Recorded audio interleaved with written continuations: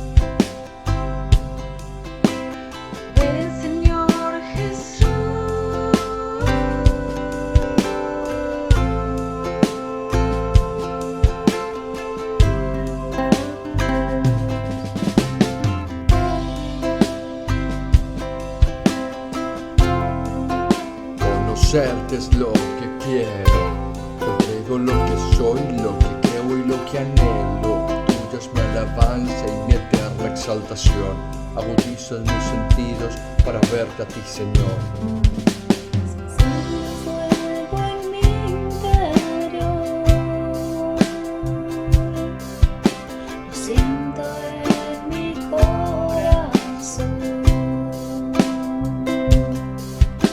Espíritu clamando, gritando ven amado, ven. Ansias de poderte ver, de verte llegar mi rey. Ven, Señor Jesús.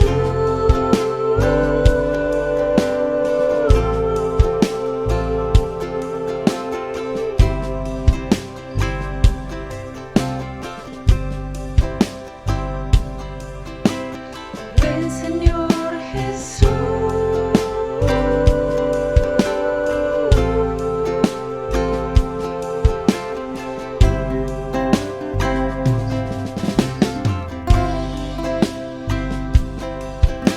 Me miras y me conoces, visitas tú mi vida, el inicio y el fin, mi entrada y salida. Oh, ven, Señor Jesús. Si antes de verte volver, con tu gloria y tu poder, a tu presencia marcharé, en tus promesas confiaré. Cuando cruce ese umbral, el velo allí se correrá. Temeré porque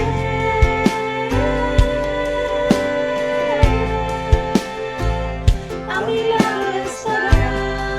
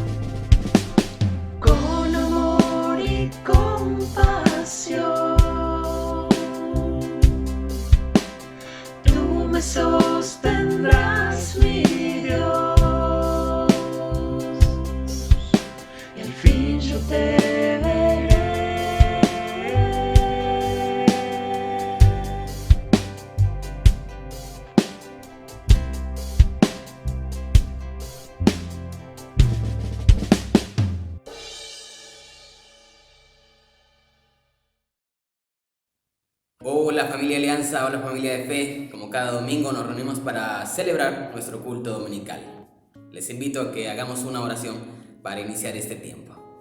Señor, te damos muchísimas gracias porque vos, Padre Celestial, nos llenas de tus bendiciones. Porque vos, Padre Celestial, nos llenas de tus misericordias que son nuevas cada mañana. Tanto en el pasado como en el presente y en el futuro, nuestra confianza y nuestra esperanza está puesta en vos.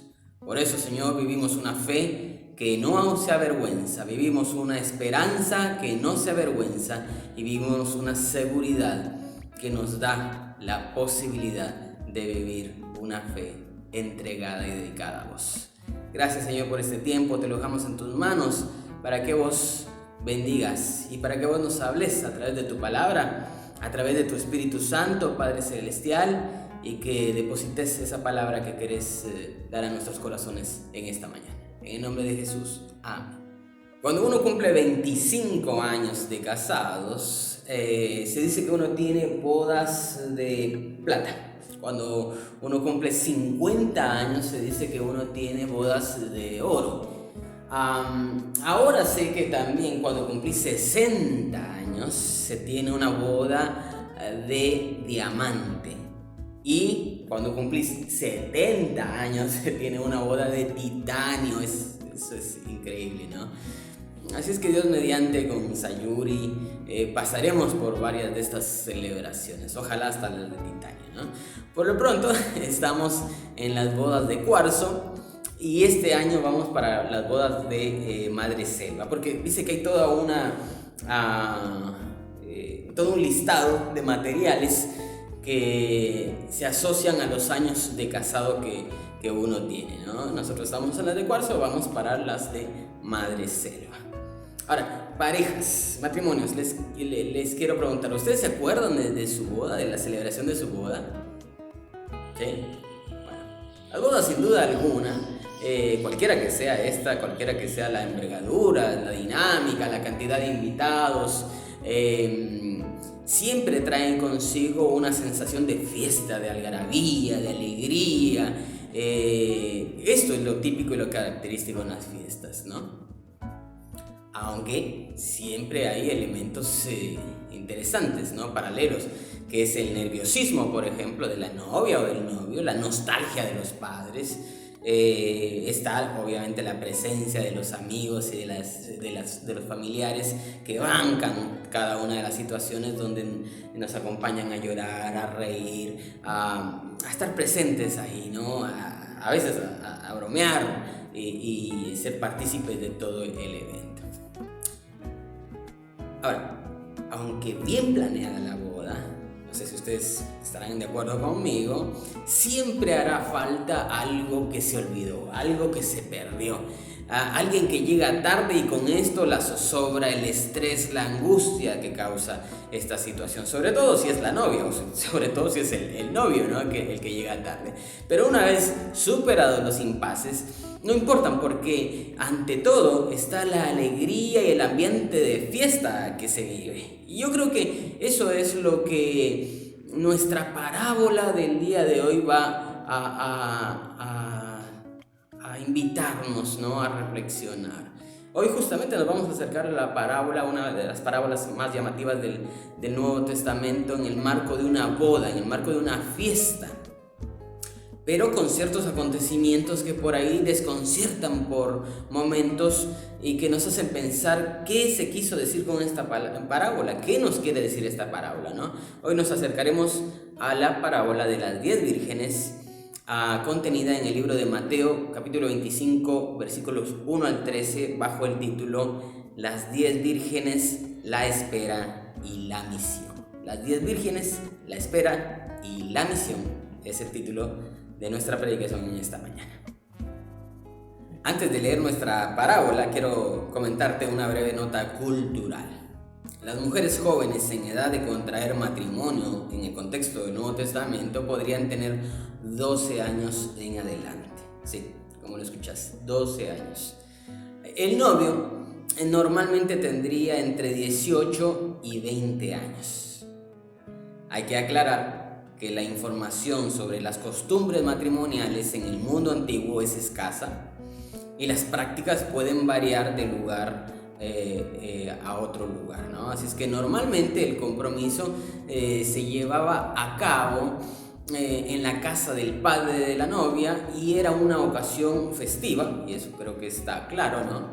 Con bendiciones, con velas, con celebración. Durante el periodo entre el compromiso y el matrimonio, y esto es clave también, podía extenderse por varios años. La joven permanecía en la casa del padre, es decir, había un compromiso y podía pasar 1 año, 2 años, y permanecía en la casa del padre. Cuando llegaba el día de la boda, después de que la novia estaba adecuadamente adornada y perfumada, la llevaban en una procesión festiva a la casa del novio o a la casa de los padres del novio donde iban a vivir. Hacia el anochecer comenzaría entonces la procesión y la novia sería escoltada hacia la casa del novio por un grupo, por un séquito que tendría antorchas o linternas y la acompañaría. El novio saldría a recibir a la novia y la llevaría a su casa donde se celebraría durante 7 días. En algunos textos que han quedado como testimonio de estas celebraciones, los novios son acompañados también por un séquito, por un grupo, por las calles camino al lugar donde se celebraría la fiesta. Este es otro también elemento importante para entender nuestra parábola. Era un deber religioso también de los que observaban unirse a la celebración.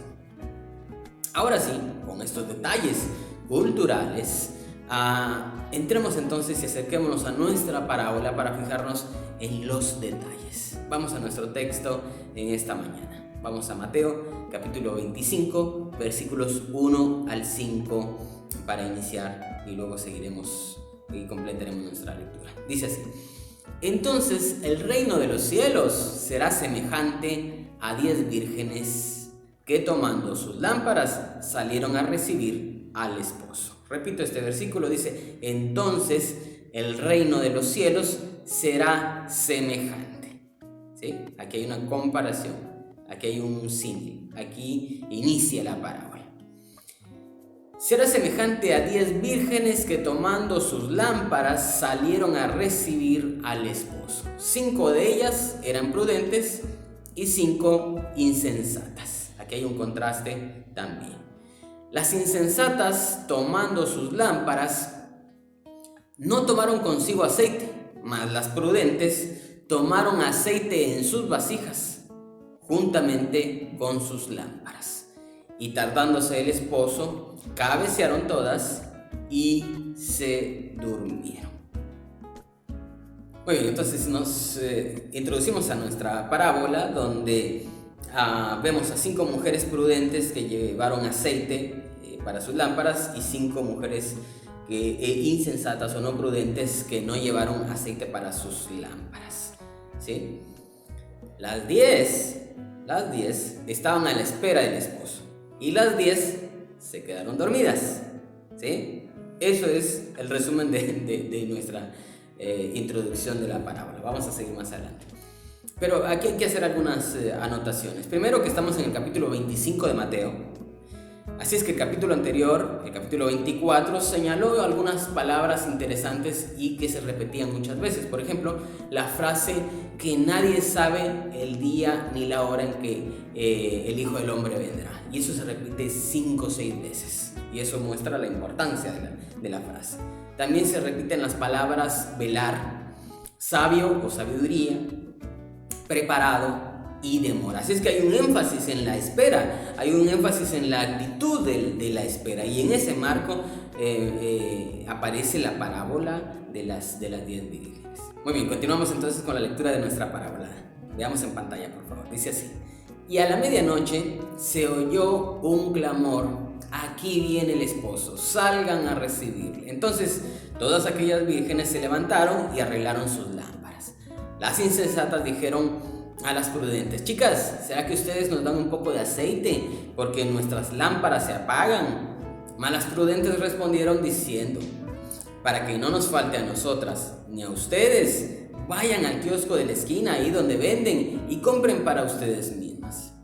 Pero mientras ellas iban a comprar, vino el esposo, y las que estaban preparadas entraron con él a las bodas, y se cerró la puerta. Después vinieron también las otras vírgenes, diciendo: Señor, Señor, ábrenos.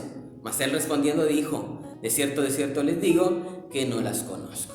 Velen pues, porque no saben el día ni la hora en que el Hijo del Hombre ha de venir. Y dos versículos que llaman la atención en la parábola, porque si tratamos de enmarcarlos en el contexto de una boda real, los versículos 11 y 12 son un tanto alejados del realismo de una boda. Por ejemplo, vean el 11 y 12. Dice: después vinieron también las otras vírgenes, diciendo: Señor, Señor, ábrenos. Mas él respondiendo dijo: de cierto les digo que no las conozco. Muy bien, si nosotros nos ubicamos en una boda real del Nuevo Testamento, en el marco de la nota cultural que les di al inicio, es poco probable este tipo de conversación. Recordemos que es una parábola también que se fusiona con la realidad y con la intención de hacer reflexionar a sus oyentes. Así es que si se está narrando por ahí detalles reales y por ahí aparecen detalles que son como inusuales, puede llamar la atención del oyente, y tal vez ahí está la intención de la parábola también, no en decirnos datos reales, concretos, sino en llevarnos al desarrollo de una enseñanza. Hay parábolas que podrían ser mucho más reales que otras. Por ejemplo, la parábola del buen samaritano es más realista, pero hay otras como esta o como la de los inquilinos malvados que son pseudo realistas. Así es que la parábola pertenece realmente a relatos de ficción que no pretende dejar constancia de hechos sucedidos, de hechos reales, pero sí tiene una intencionalidad de una enseñanza espiritual, y eso es lo importante. Hay que aclarar que un relato de ficción no es falsedad. Hay que tenerlo muy claro. Hay que ver que es un método de Jesús, un método que Jesús utiliza en la enseñanza, y si el maestro la utiliza, es por algo también que lo hace. Entonces encontramos nosotros en la ficción, en el relato, la verdad que Jesús quería transmitirnos. Yo creo que Jesús tenía claro que era una parábola. A veces a nosotros no nos queda claro que es una parábola, ¿no? A él le queda claro que era un método de enseñanza, y a nosotros a veces se nos olvida que era un método de enseñanza. Así es que la tiene clara es Jesús. A veces nosotros somos los que nos confundimos.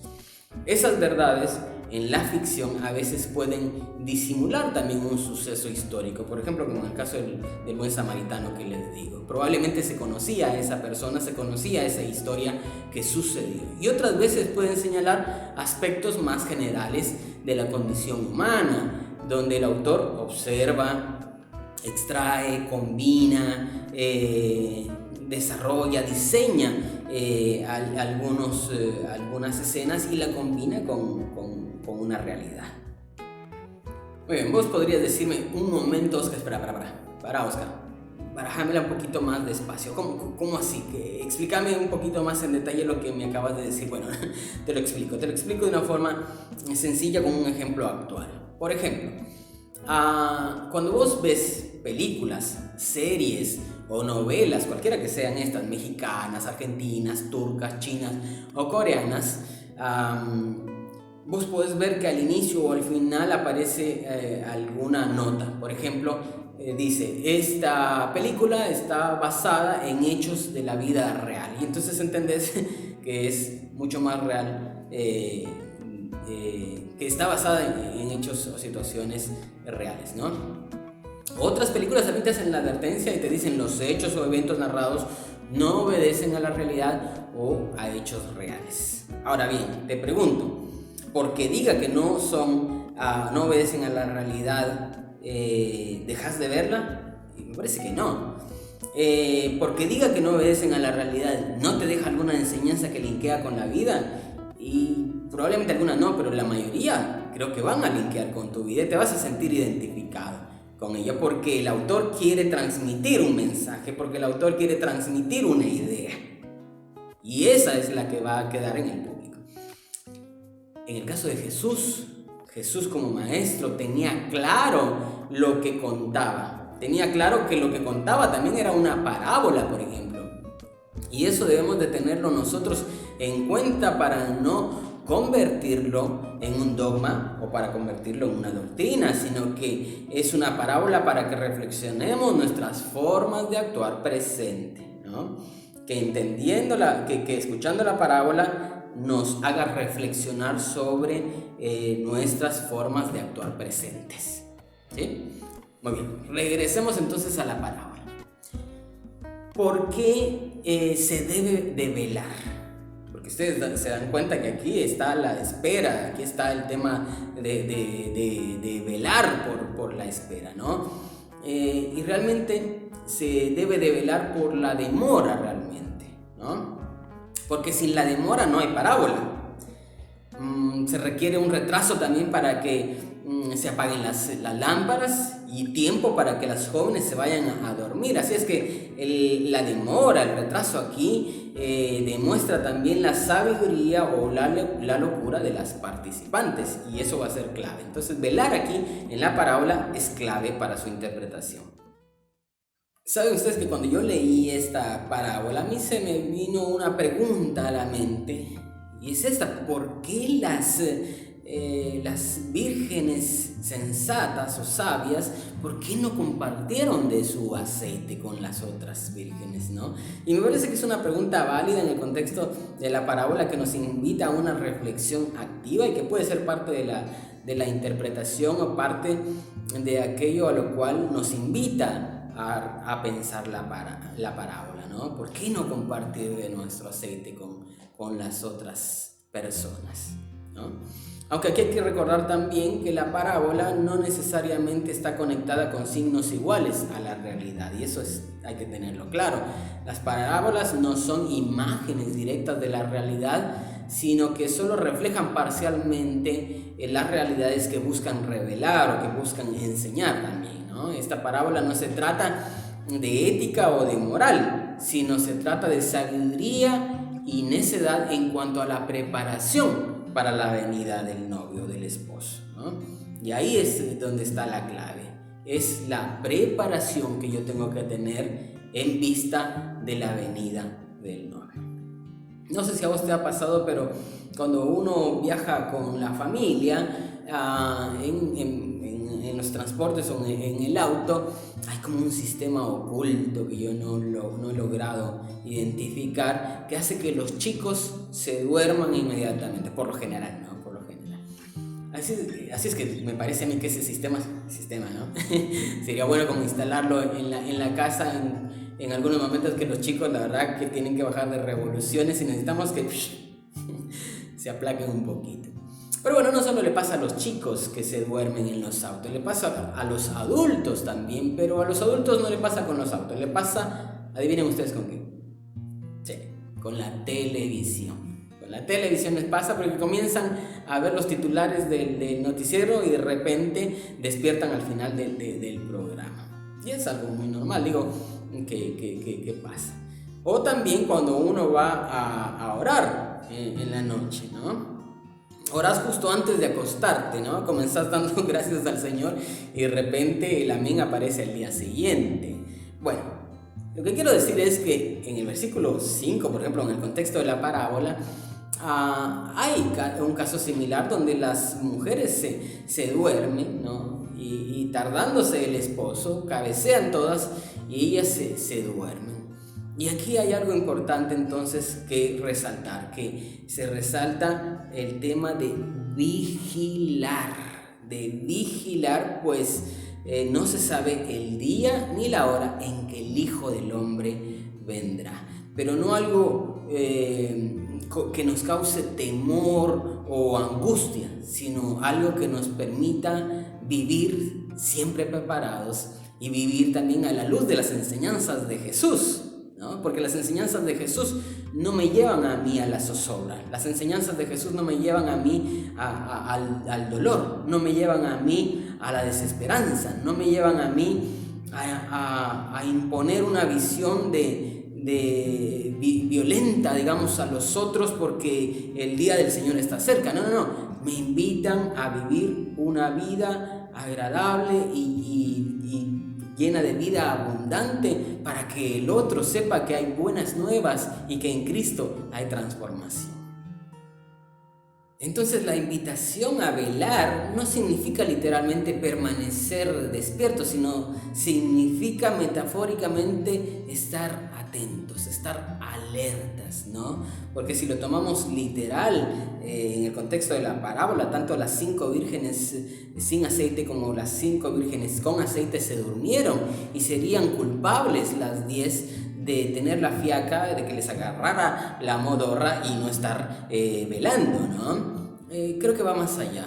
La parábola específicamente nos habla sobre la sabiduría necesaria que nos prepara para el regreso del Hijo de Dios, ¿no? Esa sabiduría significa comprender a la luz de la perspectiva futura las enseñanzas de Jesús para nuestra vida e incorporar esas enseñanzas en nuestra vida y vivir de una manera que se ajuste a esas enseñanzas, ¿no? La parábola no dice en qué consiste la preparación, realmente no lo dice. Eso se explicará más adelante en el contexto de Mateo, y realmente Mateo va a apuntar a que los lectores puedan llevar el Evangelio, discipular a las personas, acompañar la vida de las personas, y ahí es donde se va a demostrar que yo velo, no en una actitud pasiva, sino en una actitud activa, donde el Evangelio, donde las enseñanzas de Jesús,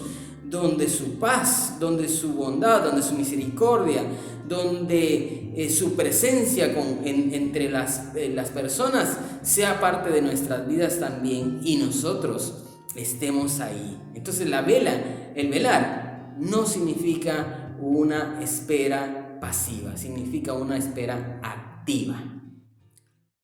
Para finalizar, quisiera dejar con vos 3 aplicaciones en el contexto de esta parábola. Primero, que en el corazón de la fe cristiana está la expectativa de que un día Dios arreglará las cosas, que vendrá su reino, que el Hijo del Hombre será vindicado y que su reino se hará realidad. Eso me desafía a mí, a través de las enseñanzas de Jesús, a responder con sabiduría, a estar preparados para su reino, y que esa preparación es una actitud, es un compromiso y es un estilo de vida. Significa vivir de tal manera que se corresponda el carácter del reino con mi testimonio y con mi estilo de vida. Segundo, no podemos y no debemos vivir en ansiedad, pues el tiempo de espera no es realmente lo importante, sino la seguridad en el carácter de Dios y también en nuestra respuesta como personas ante esa promesa.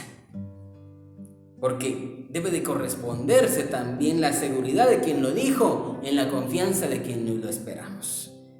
Y es ahí donde el retraso de la venida, ¿no? El retraso de la parucía, el retraso de ver nuevamente a Jesús, nos permitirá a nosotros hacer misión y cumplir con una responsabilidad que tenemos como iglesia, y es de llevar las buenas nuevas a toda persona. Y por último, tercero, que la espera de su venida sea la oportunidad de mostrar las enseñanzas del Maestro en nuestras vidas y en las de los demás. Que la espera de su venida sea la oportunidad de anunciar el reino de Dios, que es la evidencia también de la transformación de nuestros corazones. Porque ahí es donde se evidencia el reino de Dios, y ahí es donde se evidencia la espera, en la transformación de nuestros corazones, para la adoración del nombre de Dios y para el amor a nuestro prójimo. Oramos. Señor, te damos muchísimas gracias por este tiempo. Gracias, Padre Celestial, porque vos nos hablas a cada uno de nosotros, porque la necesidad que tenemos es la necesidad que vos cubrís con tu presencia y que vos cubrís, Señor, con tu Espíritu Santo dándonos un mensaje. Gracias porque estoy seguro que vos, Padre Celestial, llegás a cada uno de tus hijos a través de la lectura de tu palabra. Hoy, a través de la lectura de esta parábola, Señor, que nos ayuda a entender que nuestra espera, que nuestra forma de velar es una forma de velar activa, y que esa forma activa se demuestra en la posibilidad que tenemos nosotros de dar a conocer tu mensaje, en la posibilidad de entender que nosotros tenemos una misión como iglesia y que esa misión de iglesia debe de reflejar las enseñanzas tuyas aquí en la tierra, Padre Celestial. Gracias porque nos dejaste tantas enseñanzas en las cuales podemos basar nuestra fe, en las cuales podemos basar nuestra transformación y en las cuales también podemos basar nuestra posibilidad de llevar las buenas nuevas a otras personas. Ayúdanos, Padre Celestial, a mostrar a través de nuestro testimonio la presencia del reino tuyo en nuestras vidas, la seguridad de que vendrá en el futuro, pero la confianza de que vos estás en control de todo. Así es que, ¿para qué angustia? ¿Para qué eso sobra? Si nosotros tenemos la seguridad de que vos has dado tu promesa y se cumplirá. Y gracias, Señor, porque podemos también compartir esa promesa con otras personas. Te damos muchísimas gracias, Señor, te damos la gloria a vos. Vos sos el único digno de alabanza, vos sos el único digno de adoración. Vos estás en nuestras vidas, vos nos demostrás, Padre Celestial, que nos amás. Vos, Padre Celestial, nos demostrás cada semana y a cada instante que tu presencia está en nuestras vidas, y por eso, Señor, te adoramos. Por eso terminamos, Señor, esta mañana reconociendo que vos sos el dueño de nuestras vidas, que vos sos el primero en nuestras vidas y que vos mereces la adoración y la alabanza de tu pueblo. En el nombre de Jesús, amén, Señor. Gracias, querida familia, por acompañarme en esta mañana. Nos vemos la próxima semana. Que el Señor les bendiga.